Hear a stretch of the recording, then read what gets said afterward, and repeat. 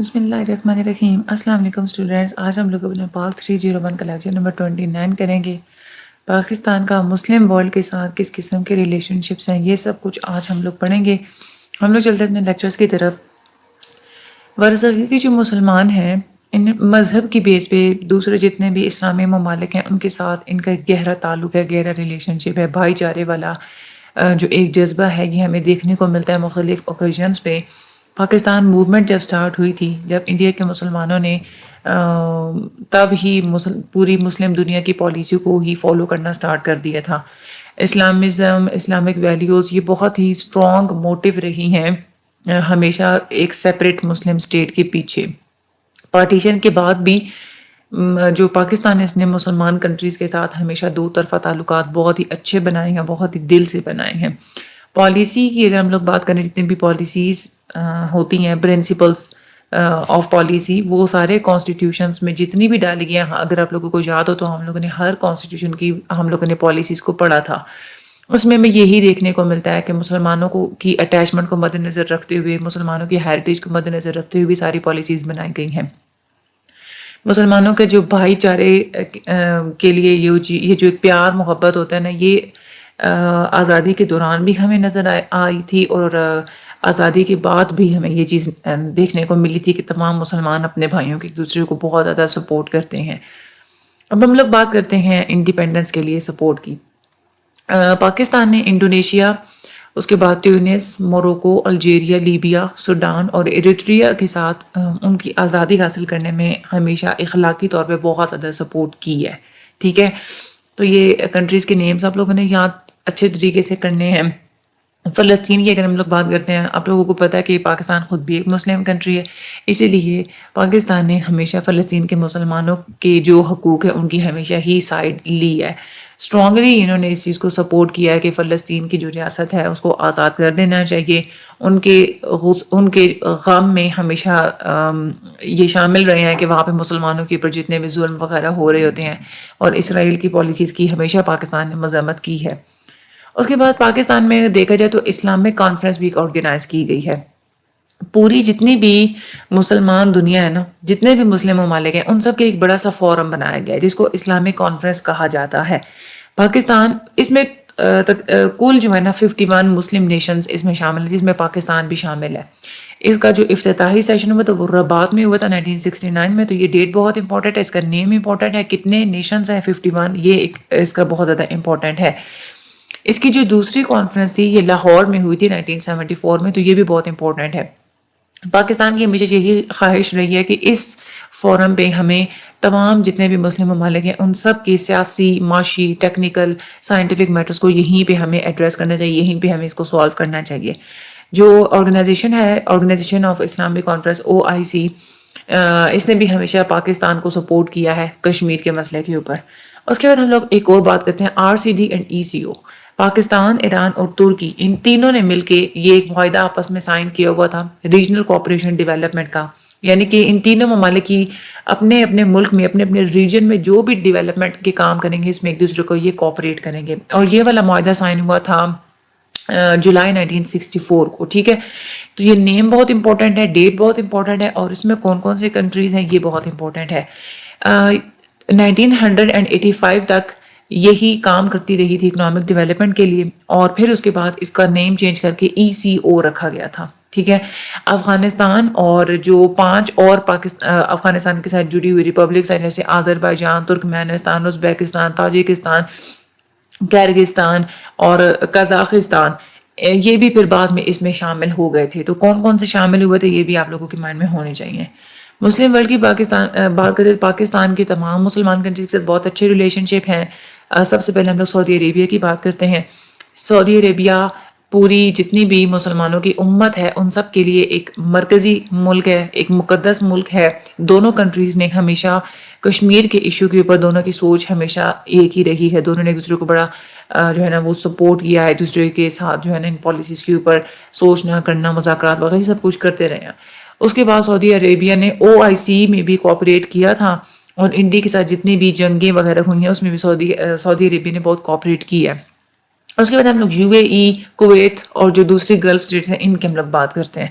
جتنے بھی یہ اسٹیٹس ہیں ان کے بھی پاکستان کے ساتھ بہت ہی کلوز ریلیشن شپ ہے. ان کی جو رولنگ فیملیز یعنی کہ ان کا یہ ہوتا ہے نا کہ بادشاہ ہوتا ہے، ان کے خاندان ہوتے ہیں جو کہ حکومت کرتے ہیں، شاہی خاندان ہوتے ہیں. تو ان کی شاہی خاندان نے آفیشیلی بھی اور پرسنلی بہت دفعہ پاکستان کا وزٹ کیا ہے. اکنامک ریلیشن شپس کا ایک نیا آغاز تب ہوا تھا جب گوادر پورٹ بلڈ ہوئی تھی. ٹھیک ہے، تو یہ بھی بہت امپورٹنٹ ہے. گوادر پورٹ کے بلڈ ہونے کے بعد ان کے ساتھ تعلقات زیادہ اچھے ہو گئے تھے. اب ہم لوگ آگے بات کرتے ہیں ایران کی. ایران ایک ہمسایہ ملک ہے ہمارا. ہسٹری کے حساب سے، کلچر کے حساب سے ہمارے ان کے ساتھ بڑے گہرے تعلقات ہیں. ایران سب سے پہلا ملک ہے. جب پاکستان بنا تھا نا تو سب سے پہلے جس ملک نے ایکسیپٹ کیا تھا وہ تھا ایران. تو یہ آپ لوگوں کا ایم سی کیوز بہت امپورٹنٹ ہے. سب سے پہلے کس نے پاکستان ریکگنائز کیا تھا؟ That is Iran. ایران کا جو بادشاہ ہے یہ وہ پہلے بادشاہ، جب پاکستان بنا تھا نا تو جو سب سے پہلے دوسرے ملک کے جتنے بھی حکمران ہیں ان میں سب سے پہلے ایران کے بادشاہ نے ہمارے پاکستان کو وزٹ کیا تھا. تو یہ بھی آپ لوگوں کا ایم سی کیوز بہت امپورٹنٹ ہے. اس کے بعد ایران نے سینٹو میں اور اس کے بعد آر سی ڈی ای سی او اس میں بھی بہت ساری مل کے ارینجمنٹس کی ہیں. ایران نے پاکستان کو اس کی جنگوں میں بھی بہت زیادہ سپورٹ کیا جب بھی پاکستان کی انڈیا کے ساتھ جنگیں وغیرہ ہوتی رہی ہیں. اور ایران نے آزاد جموں کشمیر، یہ جموں کشمیر کے جتنے بھی لوگ ہیں ان کی آزادی کے اوپر بھی بہت زیادہ زور دیا ہے. پاکستان نے بھی جو ایرانین ریولیوشن سٹارٹ ہوئی تھی فروری 1979 میں، پاکستان نے بھی ان کو ویلکم کیا تھا، اس کو ایکسیپٹ کیا تھا. تو یہ ایرانین ریولیوشن کی ڈیٹ آپ لوگوں کو یاد ہونی چاہیے. پھر اس کے بعد ایران کے صدر جو تھے پریزیڈنٹ رفسنجانی 1997 میں انہوں نے وزٹ کیا تھا پاکستان کا. اور دسمبر 2002 میں خاتمی نے وزٹ کیا تھا پاکستان کا. تو یہ سارے آپ لوگوں کو ڈیٹس وغیرہ اچھے طریقے سے یاد ہونے چاہیے. آگے ہم لوگ بات کرتے ہیں ترکی کی. ترکی، اس کے بھی بہت زیادہ اچھے دلی تعلقات ہیں ہمارے پاکستان کے ترکی کے ساتھ، کلوز ریلیشن شپ ہیں. اور دونوں نے ملٹائی لیٹرل ارینجمنٹ یعنی کہ سینٹو، آر سی ڈی ای سی او مل کے انہوں نے کنٹریبیوٹ کیا. ایجپٹ، مصر کی بات کرتے ہیں. ایجپٹ پہلے جب ناصر کے انڈر تھا نا، ٹھیک ہے، تو اس وقت تو کیونکہ ویسٹ کے ساتھ پاکستان کے تعلقات کچھ اچھے نہیں چل رہے تھے تو ایجپٹ جو تھا نا مصر، اس کے بھی پاکستان کے ساتھ کچھ زیادہ اچھے تعلقات نہیں تھے. پاکستان نے پھر جب اسرائیل نے اٹیک کیا تھا نا مصر کو 1956 میں، 1967 میں، 1963 میں 3 دفعہ اٹیک کیا تھا، تو پاکستان نے مصر کو سپورٹ کیا تھا. پھر اس کے بعد سے 1967 کے بعد سے مصر کے ساتھ جو تعلقات ہیں وہ بہتر ہونا شروع ہو گئے تھے. خاص طور پہ جب ان کے جو حکمران تھے ناصر، جب ان کی ڈیتھ ہوئی تھی تو اس کے بعد پاکستان کے 1970 میں بہت زیادہ اچھے ان کے ساتھ ریلیشن شپ ہو گئے ہیں. تو یہ ایجپٹ پہ اٹیک اسرائیل نے کب کروایا تھا، یا یہ بھی آ سکتا ہے کہ کس نے اٹیک کروایا تھا ایجپٹ پہ، ٹھیک ہے، اور ایجپٹ اس وقت کس کے انڈر تھا؟ ناصر کے انڈر تھا. پاکستان کے ریلیشن شپس کب ٹھیک ہوئے؟ پہلے ٹھیک نہیں تھے، تو اس کے پیچھے کیا وجہ تھی؟ ٹائز وتھ ویسٹ اس کی وجہ تھی. امپروو کیسے ہوئے، کب ہوئے، یہ سارے بہت امپورٹنٹ ہیں. آگے ہم لوگ بات کرتے ہیں لیبیا کی. کرنل قذافی بہت بڑے ویل وشر اور سپورٹر رہے ہیں پاکستان کے. امریکہ نے جب ہوائی حملے کیے تھے 1986 میں لیبیا پہ، تو پاکستان نے امریکن اٹیک کی مذمت بھی کی تھی.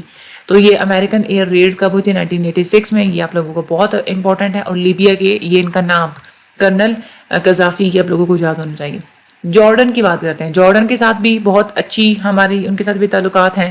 ان کے جو بادشاہ تھے کنگ حسین، انہوں نے پاکستان کا بڑا ساتھ دیا ہے. انہوں نے انڈیا اور پاکستان کے ایشوز پہ ہمیشہ پاکستان کو سپورٹ کیا ہے.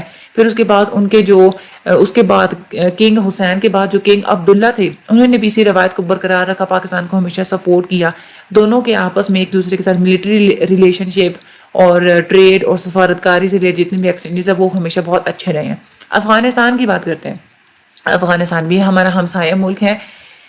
پختونستان ایشو کے اوپر جو ہے نا وہ ہمیشہ سائڈ لیتے تھے، اور پاکستان کے ساتھ کی پرابلمز ہوتے رہے ہیں. اس کی پوری ہسٹری آپ لوگوں کو اچھے طریقے سے پتہ ہوگی. اس کے بعد سوویت ملٹری انٹرونشن یعنی کہ جو جتنے بڑے ممالک ہیں رشیا وغیرہ، انہوں نے جب ملٹری طور پہ جب افغانستان میں یہ داخل ہوئے تھے تو اس سے افغانستان میں مجاہدین گروپ بنا تھا جس کو طالبان کہا جاتا ہے. پھر جب 9/11 کا جب انسیڈنٹ ہوا تھا، واقع ہوا تھا امریکہ میں سپٹمبر 11 2001 میں، اس سے بھی پوری دنیا میں بہت زیادہ چینجز وغیرہ آئی تھیں. طالبان کے بعد پھر کرزئی جو تھے، کرزئی کی گورنمنٹ نے رسپانسبلٹی لی تھی کہ افغانستان کو دوبارہ سے ریکنسٹرکٹ کیا جائے گا اور اس کو دوبارہ سے ڈیولپ کیا جائے گا. بنگلہ دیش کی آگے ہم لوگ بات کرتے ہیں. تو بنگلہ دیش پہلے آپ لوگوں کو پتہ ہے کہ ایسٹ پاکستان تھا، ہمارے اپنے ہی پاکستان کا حصہ تھا، لیکن کچھ اندرونی انسٹیبلٹی کی وجہ سے اور کچھ باہر کے کچھ تنازعات کی وجہ سے پھر بنگلہ دیش الگ ہو گیا.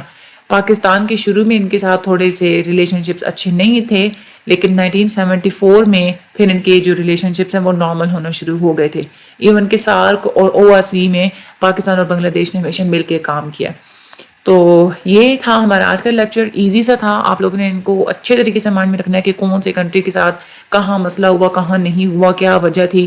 بہت ہی ایزی ہے، ایک دو دفعہ ریڈ آؤٹ کیجیے گا، سارے آپ لوگوں کو یاد ہو جائے گا. باقی مجھے اپنی دعا میں یاد رکھیے گا. اللہ تعالیٰ آپ سب لوگوں کی مدد فرمائے، اللہ تعالیٰ آپ سب لوگوں کی حامی و ناصر ہوں. چینل کو سبسکرائب کرنا مت بھولیے گا. Thank you so much and اللہ حافظ.